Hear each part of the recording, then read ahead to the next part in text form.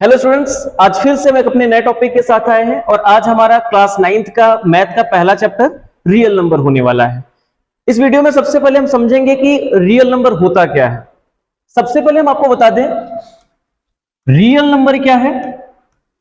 वो सभी नंबर जिसको हम नंबर लाइन पे रिप्रेजेंट कर सकते हैं। क्या है रियल नंबर भाई? कि जितने भी नंबर हैं, all the numbers that can be represented on the number line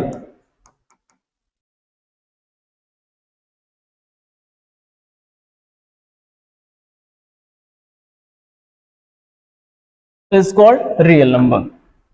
तो भाई आपको पता चला कि जितने भी हमारे पास नंबर हैं जिनको हम लोग नंबर लाइन पे रिप्रेजेंट कर सकते हैं वो सबके सब हमारे क्या है? रियल नंबर है। ठीक है। अब जैसे सपोज हमने एक नंबर लाइन बनाया, ठीक है। अब यहां पर आपने देखा कि हमारा ओरिजिन कितना होता है भाई? 0। बाकी हम राइट साइड चलते हैं तो सारे नंबर हमको पॉजिटिव मिलते हैं, जैसे कि 1 2 3 4 5 6 7 ऐसे आपका इनफिनाइट तक जाएगा। लेफ्ट साइड चलेंगे तो -1 -2 -3 -4 -5 -6 और ऐसे पूरा इनफिनाइट तक।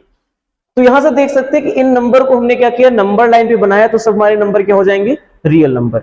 लेकिन ध्यान रहे, आप यहां से देख सकते हैं कि जो हमारे 1 2 3 4 5 6 7 सब होने वाले हैं, ये हमारे क्या होते हैं भाई? नेचुरल नंबर है, हाँ या ना? अब यहां पर हमारे पास 0 भी है, होल नंबर, और इधर पूरे हमारे जो है निगेटिव में नंबर है। तो आप यहां से देख सकते हैं कि हमारे रियल नंबर में चाहे नेचुरल नंबर हो चाहे होल नंबर हो, even positive and negative sets के साथ 0 हमारा है तो हमारे इंटीजर्स हो, ठीक है, और रेशनल नंबर हो, इरेशनल नंबर हो, फ्रैक्शंस हो, डेसिमल्स हो, इन सबको हम लोग नंबर लाइन पे रिप्रेजेंट कर सकते हैं। इसलिए ये सब हमारे पूरे के पूरे नंबर क्या है? Real number. यानी जितने भी नंबर हमारे पास नंबर लाइन पे रिप्रेजेंट हो सकते हैं सब के सब हमारे क्या होते हैं? Real number. अब हमको क्लास 9th के अकॉर्डिंग हमें रियल नंबर दो पार्ट में पढ़ने हैं। कौन कौन सा? एक रेशनल नंबर और दूसरा इरेशनल नंबर। तो आगे हम समझेंगे कि रेशनल और इरेशनल क्या है। तो सबसे पहले मैं आपको बता दूं रेशनल नंबर क्या होता है, ठीक है। ध्यान से बात को समझिएगा। तो आपने यहां तो समझ ही गया होगा कि अगर हमारा रेशनल नंबर रियल नंबर है तो इसको हम आराम से क्या कर सकते हैं? नंबर लाइन पे रिप्रेजेंट कर सकते हैं। लेकिन हमारा अगला डाउट कि हम भाई कैसे पता करेंगे कि हमारा रेशनल नंबर है। तो सबसे पहले रेशनल नंबर की अगर बात की जाए, मैं इसको दो पार्ट में डिवाइड करना चाहूंगा। दो पार्ट से आप इसको समझ सकते हैं। सबसे पहले ऐसे नंबर जिनको हम लोग p बाई क्यू के फॉर्म में रिप्रेजेंट कर पाते हैं। ध्यान समझिएगा, रेशनल नंबर क्या है? जिन भी नंबर को हम p बाई क्यू के फॉर्म में क्या करेंगे? रिप्रेजेंट। यानी हमारा जो p है इसे हम क्या बोलेंगे? न्यूमरेटर बोलेंगे। क्या बोलते हैं इसको? न्यूमरेटर। और जो हमारा q है वो क्या होता है हमारा? इस q को बोलते हैं डिनोमिनेटर। क्या बोलते हैं बच्चा? डिनोमिनेटर। अब आपके पास न्यूमरेटर है और क्या है? डिनोमिनेटर, p बाई क्यू के फॉर्म में। ये दो के दोनों हमारे क्या होने चाहिए भाई? इंटीजर होना चाहिए। क्या होना चाहिए? इंटीजर। तो आपको पता है इंटीजर क्या होता है? All the sets of positive and negative whole number. यानी सभी पॉजिटिव नंबर जो है आपके पास जो होल नंबर है और उसी होल नंबर को नेगेटिव में कर दिया जाए 0 के साथ, सब क्या होते हैं? इंटीजर। यानी हमारे पास जो p और q है दो के दोनों क्या होना चाहिए? कोई ना कोई इंटीजर होना चाहिए। एक चीज और, हमारा जो q है, जो हमारा डिनोमिनेटर है, ये कभी भी 0 के बराबर नहीं होना चाहिए। पहला टर्म्स कंडीशन कि p और q के फॉर्म में हो, ठीक है, दो के दोनों इंटीजर हो और 0 के बराबर कभी भी आपका जो है डिनोमिनेटर नहीं हो सकता है। दूसरी चीज, ये तो हो गई भाई इतनी बातें। एग्जाम्पल के तौर पे जैसे हमने रखा 3/5, क्या ये रेशनल नंबर है? बिल्कुल। 3 भी हमारा इंटीजर है, 5 भी इंटीजर है, p बाई क्यू के फॉर्म में है। -6/7 क्या ये है? बिल्कुल। -6 भी हमारा इंटीजर है, 7 भी हमारा इंटीजर है, p बाई क्यू के फॉर्म में है, बिल्कुल है। चलिए 8/-5 क्या ये है? बिल्कुल, बेशक ये है, क्योंकि ये भी p बाई क्यू के फॉर्म में है, दो के दोनों हमारा इंटीजर है। अच्छा, इसके अलावा क्या हम 0/5 लिख सकते हैं? बिल्कुल लिख सकते हैं। क्योंकि यहां पर भी हमारा न्यूमरेटर 0 है और डिनोमिनेटर कितना है 5, दो के दोनों हमारे क्या है इंटीजर। इसके साथ साथ में क्या -8 हो सकता है? बिल्कुल हो सकता है, क्योंकि हम यहां पर लिख सकते हैं -8/1। तो यहां से हमारा p की वैल्यू यानी हमारा न्यूमरेटर -8 डिनोमिनेटर 1, ये भी हमारे दोनों इंटीजर हैं और ये भी हमारा क्या है रेशनल नंबर है। क्या 9/0 हो सकता है? तो हम कहेंगे बिल्कुल नहीं, क्योंकि हमारा कभी भी डिनोमिनेटर 0 के बराबर नहीं हो सकता है। तो अगर ऐसे नंबर अगर आपके पास आए हैं तो कभी भी आपका वो रेशनल नंबर नहीं हो सकता।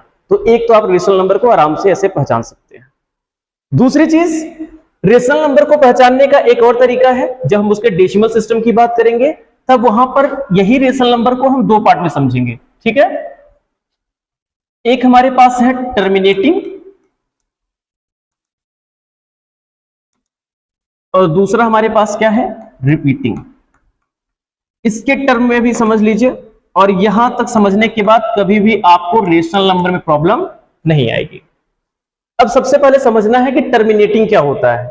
जैसे आप लोग कभी भी किसी भी डिवाइड वगैरह को सिंप्लीफाई करके उसको डिवाइड करते हैं ना, डिवीजन करते होंगे, तो डिवीजन करने के बाद आपके पास कुछ ना कुछ क्वोशिएंट में आता है, तो कभी एग्जैक्टली कट जाते हैं, कभी पॉइंट के बाद कुछ नंबर के बाद जो है पूरी तरीके से वो कटते हैं। तो ध्यान आपको देना है क्या कि अगर हमारे पास पॉइंट के बाद कभी भी कोई नंबर है, ध्यान दीजिए जैसे मैंने लिखा 72.563, तो पॉइंट के बाद हमारे पास कितने डिजिट्स आए हुए हैं 3 डिजिट्स। यानी अगर पॉइंट के बाद जितने डिजिट्स हमारे पास आए वो नोन है, 2 digit 4 digit 6 digit 5 digit 10 digit, यानी जितने भी डिजिट आ रहे हैं वो अगर आपको पता है कि पॉइंट के बाद हमारे इतने डिजिट्स हैं, उनको हम आराम से फ्रैक्शन के फॉर्म में चेंज कर सकते हैं। तो ऐसे केस में हम उसे बोलते हैं टर्मिनेटिंग नंबर्स। ये हमारे टर्मिनेटिंग डेसिमल नंबर हैं। जैसे 360.5.215,315, ये भी हमारा कैसा नंबर है, बिल्कुल टर्मिनेटिंग, क्योंकि पॉइंट के बाद हमको पता है 6 डिजिट्स है। तो यानी अगर पॉइंट के बाद जितने भी डिजिट्स आपके पास आए वो नोन है, तो आपके पास क्या होगा भाई, वो आपका टर्मिनेटिंग नंबर है, ठीक है। लेकिन अब अगर यही नंबर लगातार वो एंड तक चलते चले जाए, यानी आपको पता ही ना चले कि भाई वो कहां तक नंबर हमारे पास पहुंच गए, अब यहाँ 6 है 7 है 10 है, लेकिन वो चलता रहे चलता रहे चलता रहे, जैसे मैंने लिखा 360.5.215,315,612,179,578, तो ये नंबर अगर ऐसे लगातार चलते चले जाएंगे तो हम क्या बोलेंगे, नॉन टर्मिनेटिंग बोलेंगे, यानी वो टर्मिनेट नहीं किया। लेकिन अब यहां पर हमारा जो रिपीटिंग का सेंस है, यहां पर ऐसे नंबर ना करके पॉइंट के बाद नंबर आपका इनफिनाइट तक तो चलता रहेगा, लेकिन वो नंबर क्या करेगा, रिपीट करना स्टार्ट करेगा। जैसे मैंने लिखा यही चीज 72.66666, अब ये नंबर ऐसे पूरा इनफिनाइट तक चलता चला जाए, तो आपने देखा हमारा ये डिजिट जो है वो क्या कर रहा है भैया, रिपीट कर रहा है। तो रिपीट कर रहा है यानी हमारे पास चाहे वो टर्मिनेट कर जाए चाहे वो रिपीट कर जाए, वो सबके सब हमारा नंबर कैसा है, रेशनल नंबर। और समझिए जैसे मैंने लिखा 765.27727, अगर ऐसे चला जाए, क्या बताइए ये रिपीटिंग है कि नहीं, बिल्कुल। अब देखिए यहां पर हमारे 2 डिजिट्स रिपीट कर रहे हैं 272727, तो बिल्कुल यहां से 3 डिजिट भी आप रिपीट कर सकता है। जैसे मैंने लिखा 342.567,567,567, अभी अगर ऐसे चलता चला जाए तो यहां पर भी हमारे 3 डिजिट्स क्या कर रहे हैं, आपस में रिपीट कर रहे हैं। तो जितने भी डिजिट्स अगर हमारे लगातार रिपीट कर रहे हैं रिपीट कर रहे हैं रिपीट कर रहे हैं, तो वो हमारा रिपीटिंग का केस है। तो ध्यान दीजिएगा, चाहे हमारे टर्मिनेटिंग नंबर्स हो चाहे हमारे क्या हो रिपीटिंग नंबर हो, सब के सब नंबर कैसे होंगे, वो रेशनल नंबर ही कहलाएंगे। यानी यहां से हम बोल सकते हैं all the terminating and repeating number that can be termed as rational number. जितने भी नंबर हैं या तो वो टर्मिनेट कर जाएं या तो वो रिपीट कर जाएं, ऐसे केस में हमारा क्या होने वाला है, वो रेशनल नंबर होने वाला है। कोई दिक्कत? ठीक, इसके बाद हम लोग चर्चा करेंगे इरेशनल नंबर के बारे में, ध्यान से समझिए।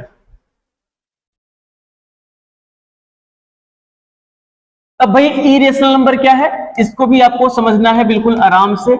अब इरेशनल नंबर है तो पहले तो ये समझ लीजिए कि इसको भी हम लोग आराम से नंबर लाइन पर रिप्रेजेंट कर सकते हैं। कुछ बच्चे के अंदर कंफ्यूजन रहता है क्या इरेशनल नंबर को हम नंबर लाइन पर रिप्रेजेंट कर सकते हैं कि नहीं, तो आपको बिल्कुल घबराने की आवश्यकता नहीं, बेशक इरेशनल नंबर को भी हम लोग नंबर लाइन पे रिप्रेजेंट कर सकते हैं। अब सबसे पहले इरेशनल नंबर होता क्या है इसको समझ लेते हैं। अब इरेशनल नंबर जैसा कि आपने पढ़ा था कि जिसको हम p बाई क्यू के फॉर्म में पहले चेंज करते तो हमारा रेशनल हो गया था, तो इरेशनल कहते हैं कि भाई जिस नंबर को हम p बाई क्यू के फॉर्म में जनरेट नहीं कर पाते हैं, उसको एक्सप्रेस नहीं कर पाते, वो हमारा क्या होता है, इरेशनल। अब डेसिमल के टर्म में हमको समझना है यहां पर दो चीजों को लेकर के, non terminating and non repeating. तो आई होप पहले से ही आप चीजें समझ चुके होंगे, लेकिन मैं फिर से आपको एक बार बता दे रहा हूं, नॉन टर्मिनेटिंग और नॉन रिपीटिंग। अब जो भी नंबर ना तो टर्मिनेट करेंगे और ना ही रिपीट करेंगे, ऐसे केस में हमारे क्या होंगे, इरेशनल नंबर होंगे। जैसे मैंने लिखा 725.216315942 अगर ये नंबर ऐसे चलता चला जाए, पहली चीज नॉन टर्मिनेटिंग का मतलब कि पॉइंट के बाद डिजिट्स टर्मिनेट नहीं किए, यानी वो खत्म नहीं हुए, लगातार क्या रहे, चलते चले जा रहे हैं, वो आगे बढ़ते चले जा रहे हैं। दूसरा नॉन रिपीटिंग, इन्होंने रिपीट भी नहीं किया। आपने रेशनल में देखा था क्या, number 2 digits, 1 digit, 3 digit, 4 digit में क्या कर रहा है, वो रिपीट करना स्टार्ट कर रहा है। But non terminating, non repeating, यानी नॉन रिपीटिंग का मतलब क्या हो जाएगा कि नंबर कभी ये चलते तो चले जाएंगे एंड तक, बट कभी ये नंबर रिपीट करने वाले नहीं है। तो ऐसे केस हमारे नंबर्स क्या कहलाते हैं, इरेशनल नंबर कहलाते हैं। जैसे अब कुछ लोग कहते हैं कि जितने नंबर रूट में होते हैं वो इरेशनल होता है, लेकिन ऐसा बिल्कुल नहीं है, ध्यान से समझिएगा। जैसा मैंने लिखा √2, अब अगर हम √2 की वैल्यू की बात करें तो 1.414 समथिंग होता है इसका। अब आगे कुछ नंबर इसके निकलते चले जाते हैं, अब आगे बढ़ेंगे तो ये आपका एंड तक चलता चला जाएगा। तो हम कहते हैं हमारा √2 भाई कैसा है, इरेशनल है। √3 भी हमारा ऐसे ही 1.732, पर ये नंबर ऐसे चलते चले जाते हैं। लेकिन अगर हम बात करें √4 की, तो √4 को हम लोग लिख सकते हैं √2 × 2, तो आराम से यहां इसकी वैल्यू क्या है, 2, और 2 हमारा कैसा नंबर होता है, रेशनल नंबर। तो कभी भी सिर्फ और सिर्फ रूट में नंबर को देख करके आप ये नहीं कह सकते कि नहीं हमारा नंबर इरेशनल में या रेशनल में है। अगर वो कंप्लीट नंबर हमारे रूट से बाहर आ जा रहा है, यानी वो स्क्वायर रूट उसका बन जा रहा है, तो यानी वो हमारा नंबर कैसा हो जाएगा, बिल्कुल रेशनल। लेकिन अगर वो कंप्लीट स्क्वायर में नहीं आ रहे हैं तो वो हमारा क्या हो जाएगा, इरेशनल नंबर हो जाएंगे। और वही नंबर जिनको हम लोग कह सकते हैं कि ना तो वो टर्मिनेट करेंगे और ना ही हमारा रिपीट करेंगे। तो यहां से आप बिल्कुल रियल नंबर क्या है, रेशनल नंबर क्या है और इरेशनल क्या है, यहां तक आप बिल्कुल अच्छी तरीके से समझ चुके होंगे। ठीक है।